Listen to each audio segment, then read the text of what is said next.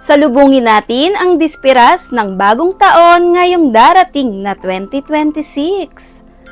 Unang-una, kailangan natin ang clear glass. At 5 pirasong clear jar. Iayusin lang natin to dito. Unang-una, bigas.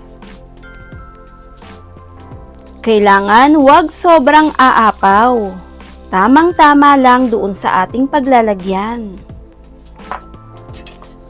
Pagkatapos, asin. Ang asin, dahan-dahan lang natin itong ilagay. Doon mismo sa maliit nating jar. At huwag din sobrang aapaw.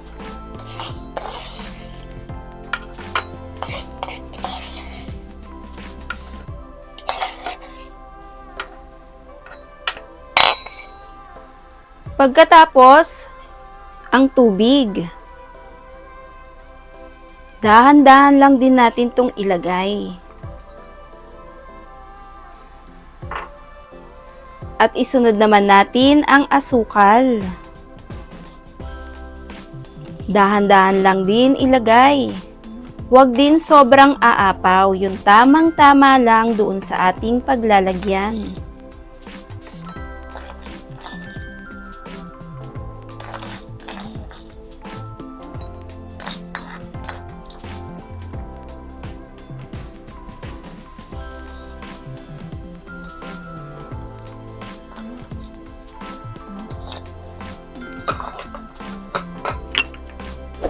Pagkatapos, ang bulak.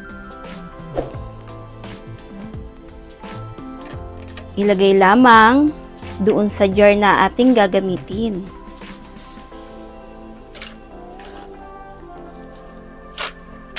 At sunod naman natin ang perang barya. Depende na rin sa dami ng ating kakailanganin o sa dami ng ating barya. At ilagay lang din doon mismo sa jar. Mas marami, mas maganda rin dahil iba rin talaga ang dala ng barya para sa atin.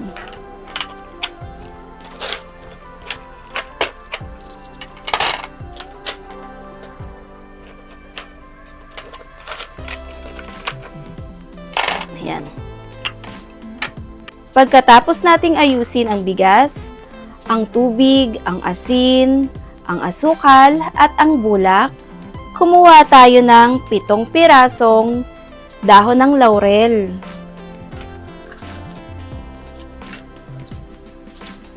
At dito nga sa dahon ng laurel, ilagay lamang patayo doon mismo sa bigas. Paikot natin to.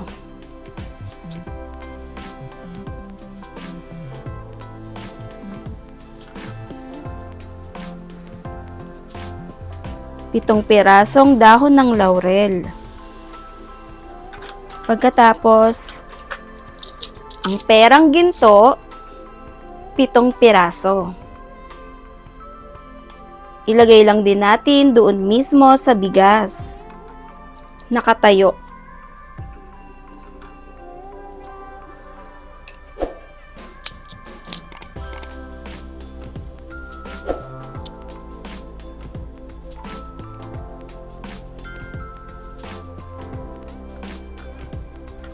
Kasama na rin, kung may ganito kayo ay pwedeng-pwede ilagay mismo doon sa gitna ng bigas na nakatayo lamang.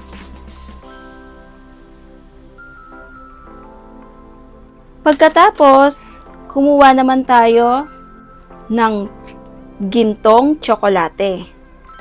Kakaiba rin ang dala nito at lagay lamang natin doon at ikalat. Sa tabi ng mga barya, asin, asukal, bigas at bulak. Ikalat lamang natin ito. Kung madami-dami man ang tsokolate ay mas maganda. Kukuha ako ng 4 na piraso at ilalagay ko nga ito patayo sa asin. Ayan. 4 na pirasong chocolate coins.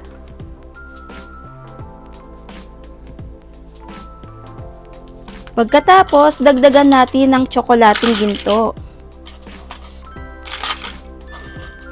Mas marami din talaga, depende na rin sa dami ng tsokolate, tamis ng ating pagsasama.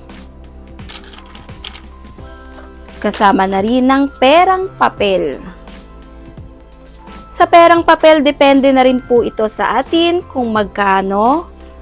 At i-roll nga natin tong pabilo, ganito ang itsura. At baluta at talian natin ng ribbon na pula. Depende na rin po sa haba at yung cut nito at ipaikot lamang ng ganito. At ilagay lamang doon sa perang papel. Ikalat lang natin siya. Mas marami rin talaga ay mas maganda. Ayan. Ayan na yung itsura na ating ginawa. At kailangan din natin ng 4 na pirasong ampaw. Dito nga sa loob na ito, nilagyan na rin natin ng perang papel. Depende na rin sa dami o paglalagay natin. At heto'y nasa atin pa rin. At dito nga naglagay na rin ako sa loob. 4 na piraso po. At ilagay lamang natin to doon mismo sa likod ng ating bigas na nakatayo. Ayan. Ayusin na lang natin. Ayan.